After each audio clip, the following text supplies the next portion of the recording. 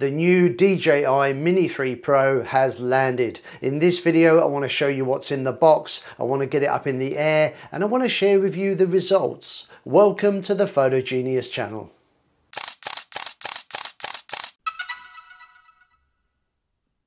Hi, Paul here from Photo Genius. Welcome to my channel where I post regular photography tutorials and gear reviews. If you are new to the channel, please consider subscribing.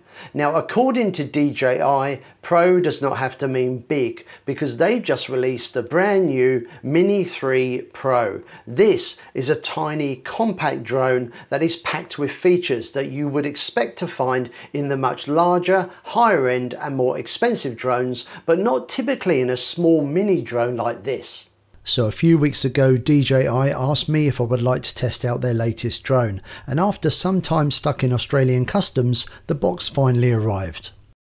As you can see in the box, I received two packages, one being the RC kit which contains the drone and remote, and the other is the Fly More kit. More on that in a moment. So let's take a look at the drone first.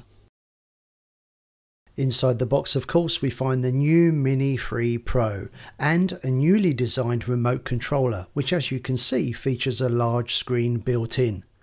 Now, as well as the usual paperwork, in the box there is also a spare set of propellers, a tiny screwdriver for removing and reattaching propellers, plus a USB-C cable. In this particular kit, the drone comes fitted with an ultralight battery. Now, this keeps the combined weight of drone and battery under 249 grams, and this is clearly marked on the battery. Now, please note that a charging brick is not supplied with this kit.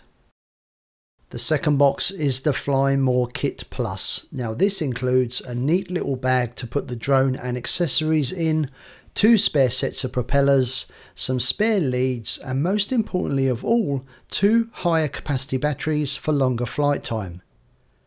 Now, because these batteries are heavier, they do not have the 249 gram marking that the ultralight battery carries. The supplied battery charger has space for 3 batteries and charges the batteries in sequence. The battery with the most remaining charge is charged first, so you can get back to flying your drone as quickly as possible. Now, if you're a regular viewer to my channel, it's almost certain that you would have seen some video or images taken with drones cropping up in my videos from time to time, because I actually got my first drone back in 2017, and that was the Mavic Pro. Now, having never owned a mini drone before, let me begin by saying how surprised I was by how small and compact this drone is. In fact, packed down like this, the footprint is almost exactly the same size as my iPhone. Comparing the Mini 3 Pro alongside my iPhone and a mouse, and you can see just how small it is. The compact size, of course, makes it extremely portable and ideal for travelling. Now, with the smaller capacity battery, which is clearly marked ultralight 249 grams, you can expect 34 minutes of flight time. With the larger capacity battery, this goes up to 47 minutes. As well as a complete redesign, the Mini 3 Pro now also includes twin forward, backward and downward dual vision sensors to help it avoid any unwanted collisions. Now, before we take a look at some video and images that I've captured with this tiny drone, let's talk about some of the key features and find out what is it exactly that makes this drone worthy of the Pro name. Now, for me as a photographer, image quality is always very important, so I think a good place to begin is to talk about the Mini 3 Pro camera, sensor and image quality.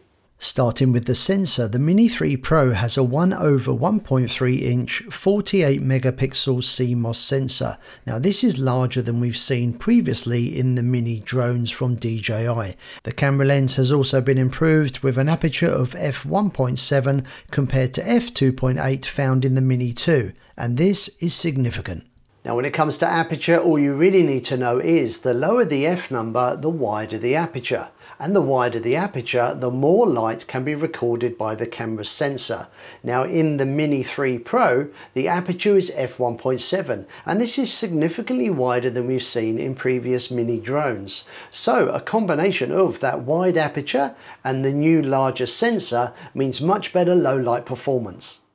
As well as the ability to shoot 48 megapixel raw images for photography fans like myself, the Mini 3 Pro can also record 4K 60 frame per second video as well as 1080p at 120 frames per second for slow motion. For the Mini 3 Pro, the gimbal has also been completely redesigned and now offers vertical image capture. Another brand new feature is the ability to rotate the camera 90 degrees for what DJI are calling true vertical shooting. Now traditionally, to do this you would capture a landscape image and then simply crop the image to suit the vertical format. The problem here, however, is that you are not making use of the full resolution that the sensor provides. But with true vertical shooting you are. Full resolution photos or video with no compromise. Now this feature is not going to be for everybody, but if like me you want the option to share vertical format videos to social media like TikTok, Instagram Reels, YouTube Shorts, then I think you're going to absolutely love this. Now I think this is a really useful feature, but I'd love to know your thoughts about true vertical shooting. Let me know in the comment section down below. Another first for the Mini range of drones is that DJI have also opted to add what are called intelligent features, such as hyperlapse, master shots and focus tracking. Quick shots and master shots include an array of automated flight options that can be used to make your videos even more creative. I particularly like the circle feature where the drone will fly in a circular pattern based on a point of interest that you choose. Now the drone remote that comes in the RC kit is a brand new design and includes a large screen so you don't have to use your smartphone. The layout of the remote is pretty standard with all the usual controls and buttons for maneuvering the drone, adjusting the gimbal and of course taking photos or videos. The large LCD screen is really bright and easy to read even outside on a sunny Brisbane day. And of course it is touch sensitive. You can also insert a micro SD card if you wish to record the screen, and the joysticks can be removed for packing away. Now personally I've never been a fan of using my phone as a remote control monitor. I just found it to be a bit tiresome and cumbersome. So having that new style remote with the screen built in, for me that's an absolute game changer. As I get more flight time with the Mini 3 Pro, I'm going to be sharing my videos and images to Instagram. So if you want to see what I get up to with this amazing drone, make sure you follow me at Photogenius Brisbane. So over the last few days, I've been flying and testing the Mini 3 Pro locally here in Brisbane. Now I count myself lucky to live and work in such a beautiful part of the world. With the bay and the local harbour just a few minutes away from the office, I'm naturally drawn to the water whenever I want to test and try out new gear. Now all of the footage here has been shot in 4K at 60 frames per second, sometimes leaving the camera's exposure in auto, but mostly shooting manual exposure and using the D Cine-like profile. This gives me more control and a better dynamic range when post-processing and colour grading using software like Adobe Premiere Pro. I've mostly been using the drone mid-afternoon when the light is softer, but of course to test out the low light capabilities of the Mini 3 Pro, I've also been getting up extra early to capture the sunrise. And I have to say the results so far have been very impressive.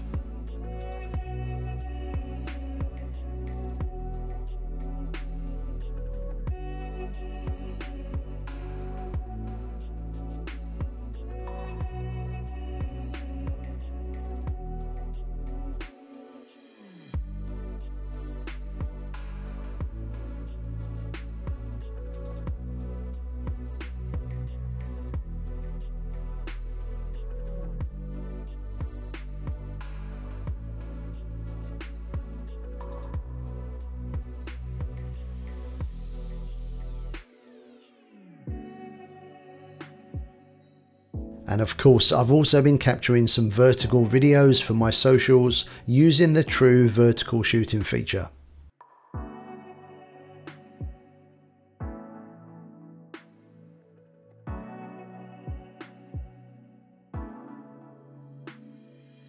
Now for me, drones are not just about video. I'm a photographer at heart and I absolutely love capturing still images with my drone.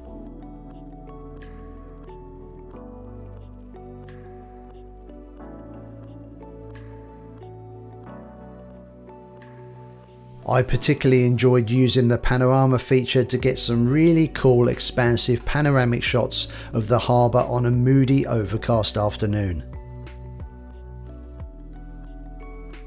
Take a look at this panorama, which actually consists of 9 individual images. This was shot on a very dull morning, just a few minutes after the sun rose. Despite the very poor light, the Mini 3 Pro did a really great job, and digital noise is, I feel, more than acceptable and can be credited to the larger sensor, wider f1.7 aperture and dual native ISO.